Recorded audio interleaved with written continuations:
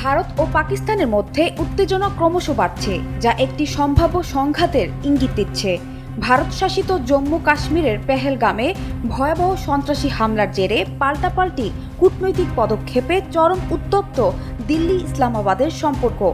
এমন পরিস্থিতিতে প্রশ্ন উঠছে, তবে কি সর্বাত্মক যুদ্ধে জড়াচ্ছে পরমাণু শক্তিধর দেশ দুইটি?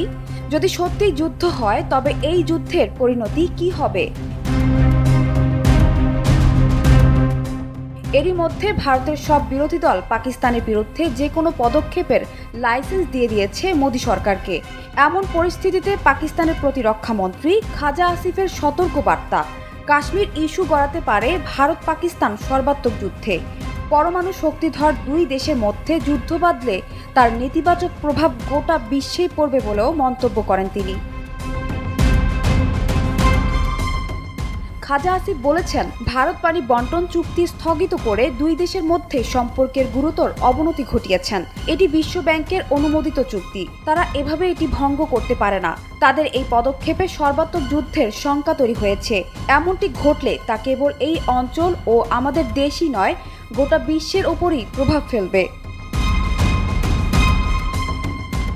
যে কোনো সন্ত্রাসী কর্মকাণ্ডেরই তীব্র নিন্দা জানানো উচিত উল্লেখ করে তিনি আরও বলেন, কয়েক দশক ধরেই সন্ত্রাসবাদের শিকার হয়ে আসছে পাকিস্তান। তার দাবি, অপ্রয়োজনীয় সংঘাতে জড়াতে চায় না তার দেশ, তবে আত্মরক্ষার জন্য যে কোনো পদক্ষেপ নিতে প্রস্তুত।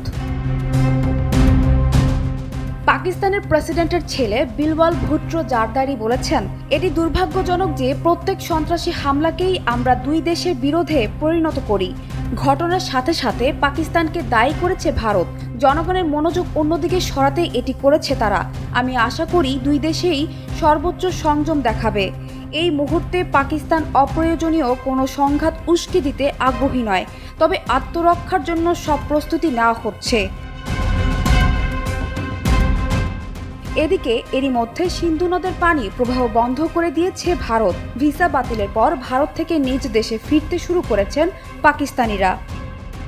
সানজানা তাবাসসুম, বৈশাখী সংবাদ।